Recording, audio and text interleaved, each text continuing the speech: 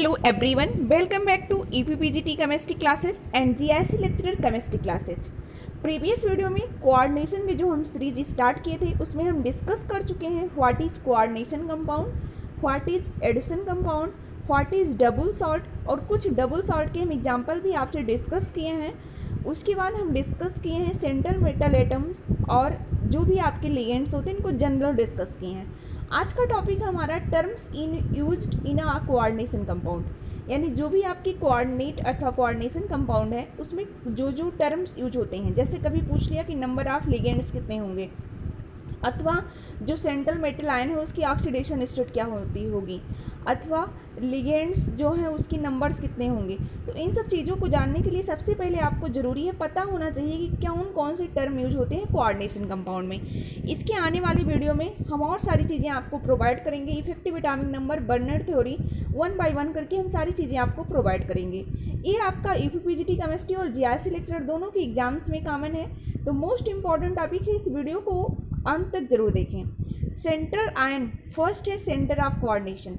The cation which one or more neutral molecules are anion is attached is called the center of coordination। यानी जो भी आपका cation अथवा anion से जो भी आयन से जिससे आपके नंबर ऑफ मॉलिक्यूल्स अटैच हैं वो क्या होगा, सेंट्रल मेटल एटम होगा अथवा सेंटर ऑफ कोऑर्डिनेशन होगा। Since the central ion acts as a acceptor, यानी आप उसे कह सकते हैं कि वो कैसे बिहेव करता है, as a acceptor, and thus can to accommodate electron pair donated by the donor atom of the ligands। जो कि जो एटम्स हैं लिगेंड्स हैं उससे अटैच डायरेक्टली जो उसको इलेक्ट्रॉन क्या कर रहे हैं, डोनेट कर रहे हैं। It must have empty orbitals, इसके पास क्या होता है, सेंट्रल मेटल एटम के पास इम्पटी ऑर्बिटल्स होता है। तो सारे पॉइंट आप 1 बाय 1 करके नोट करते चलेंगे। This explain why the transition metals having empty D orbitals form coordination compound very rarely. आपको जनरली बताया जाता है कि जो डी ब्लॉक के एलिमेंट्स हैं उसमें कोऑर्डिनेशन कम्प्लेक्स कंपाउंड की फॉर्मेशन की टेंडेंसी बहुत ज़्यादा होती है, क्योंकि जब आप डी ब्लॉक की डेफिनेशन पढ़ते हैं ट्रांजिशन मेटल्स की तो आप कहते हैं इनके पास क्या है, इम्पटी ऑर्बिटल्स हैं। इम्पटी ऑर्बिटल्स के होने की वजह, जैसे कहते हैं पार्शली फिल्ड होते हैं ये सब, तो इम्पटी ऑर्बिटल्स होने की वजह से ये जो लिगेंड से उसका इलेक्ट्रॉन क्या करते हैं, एक्सेप्ट कर लेते हैं। Thus, in the complex NiNH3 6 and FeCN6 3- Ni2+ and Fe3+ respectively are the central ion। यानी यहाँ पे निकेल है, यहाँ पे क्या है, आयरन है, सेंट्रल मेटल आयन। तो कोई अगर आपको कॉम्प्लेक्स दे दिया और पूछ लिया कि इसमें सेंट्रल मेटल आयन कौन सा होगा, तो आप बता देंगे जिससे क्या है, आपके डोनर एटम्स क्या हैं, अटैच हैं, लगे हुए हैं, यानी लिगेंड जिससे अटैच हैं। और जो सेंट्रल एटम होता है वो इम्पटी ऑर्बिटल्स उनके पास होते हैं, इलेक्ट्रॉन एक्सेप्ट करने की टेंडेंसी उनके पास क्या होती है, ज़्यादा होती है। तो ये हो गया आपका सेंट्रल मेटल्स।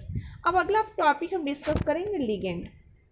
लिगेंड क्या होती हैं, any atom ion or molecules which is capable of donating a pair of electron to the central atom is called a coordinating group or ligand. यानी कोई ऐसा एटम और आयन जिसके पास टेंडेंसी हो, कैपेबल हो इलेक्ट्रॉन पेयर को डोनेट करने की, यानी जो इलेक्ट्रॉन पेयर डोनेट कर सकते हो, जिनके पास हो इलेक्ट्रॉन, तो ऐसे ग्रुप्स क्या कहलाएंगे, लिगेंड कहलाएंगे। Further in a ligand the particular atom which actually donate the electron pair is called donor atoms.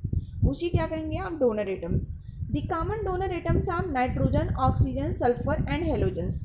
The ligand containing 1, 2 or more atoms are known as unidentate, bidentate and multidentate।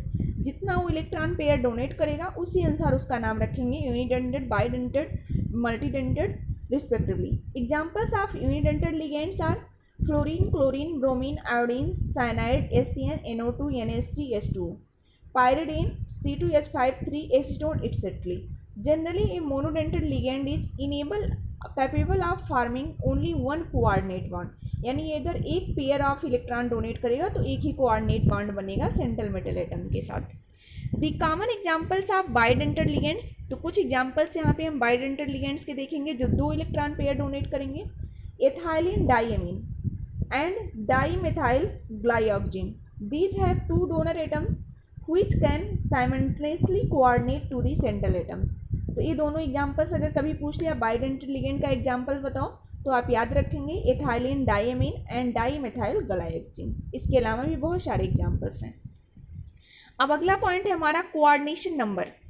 Coordination number क्या होता है? The total number of ligand attach to the central ions is known as the coordination number. जितने central ion से आपके ligand attach होंगे उतना ही उसका क्या होगा? Coordination number.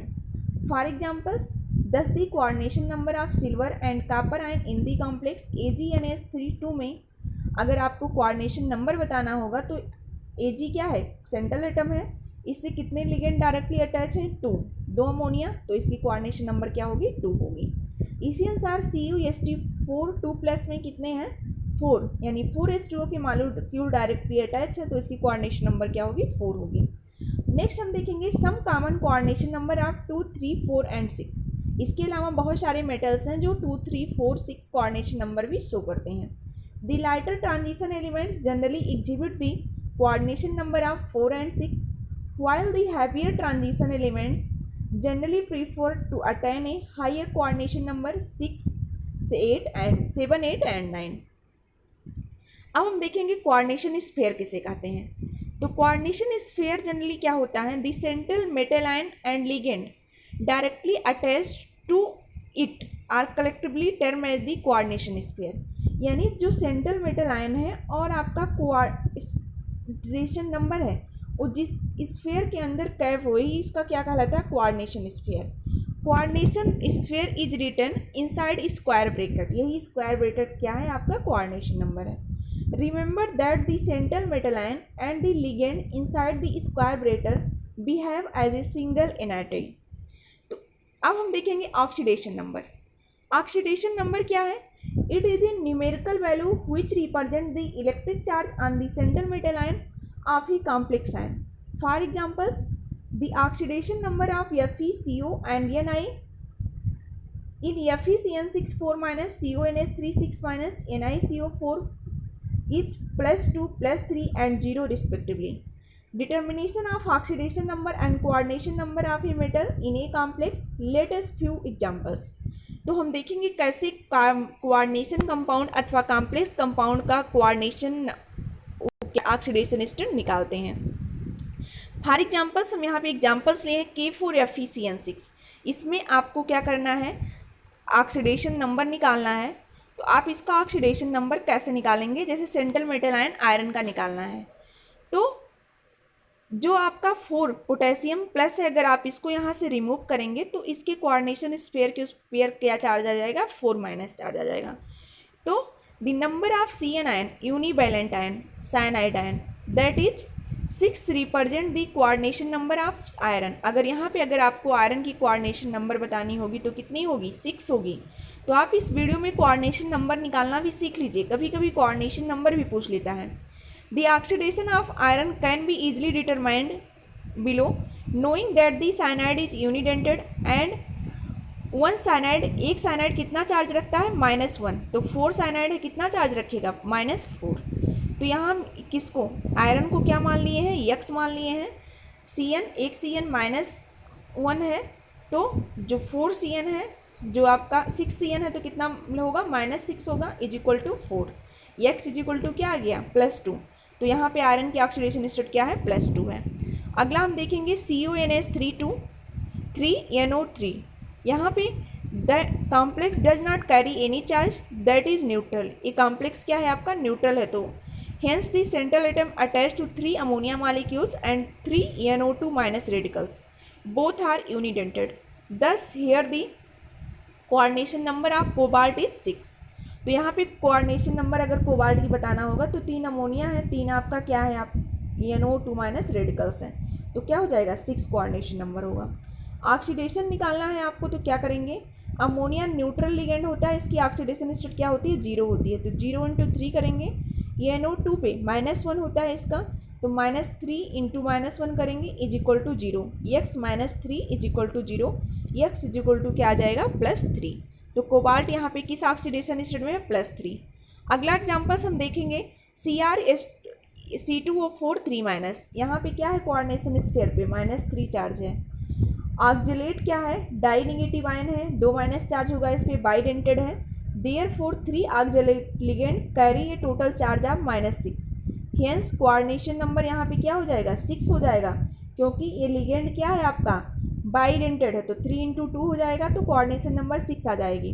Complex ion carries -3 charge, therefore oxidation of chromium must be +3, तो oxidation state कितनी आ जाएगी +3 आ जाएगी। NiCO4, यहाँ पे CO कौन सा लिगेंड है, न्यूट्रल लिगेंड है, इसकी ऑक्सीडेशन स्टेट 0 हो जाएगी, इसीलिए निकल भी क्या आ जाएगा 0 ऑक्सीडेशन स्टेट में आ जाएगा। तो यहाँ पे आप इसको पढ़ सकते हैं, इसका स्क्रीनशॉट ले सकते हैं। अब अगला देखेंगे हम कॉम्प्लेक्स आयन क्या होते हैं।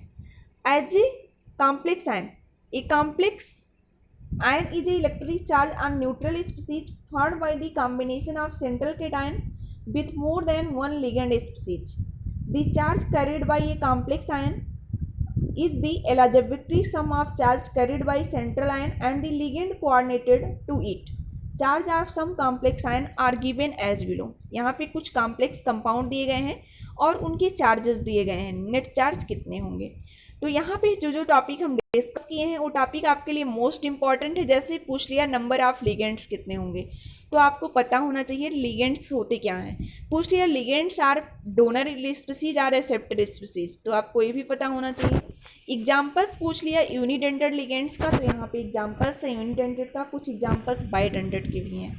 इसके अलावा कोऑर्डिनेशन नंबर क्या होता है इसको आपको पता होना चाहिए। कभी कभी क्वेश्चन कोऑर्डिनेशन नंबर से भी ऑब्जेक्टिव क्वेश्चन बन सकते हैं। इसके अलावा कोऑर्डिनेशन स्फीयर, ऑक्सीडेशन नंबर पूछ लिया किसी भी सेंट्रल मेटल आयन। इसके प्रीवियस वीडियो में हम एक क्वेश्चन 2016 का जो क्वेश्चन पेपर है जिसका एग्ज़ाम 2019 में हुआ था, उसमें आपसे एक क्वेश्चन पूछा है कि जो आपका ऑक्सीडेशन स्टेट है सेंट्रल मेटल एटम का कोऑर्डिनेशन कॉम्प्लेक्स में वो कितना होगा। तो यहाँ से आप ऑक्सीडेशन स्टेट निकालना सीख लीजिए कि ऑक्सीडेशन स्टेट कैसे निकालते हैं। अब हम मिलेंगे आपसे नेक्स्ट वीडियो में नेक्स्ट लेक्चर के साथ।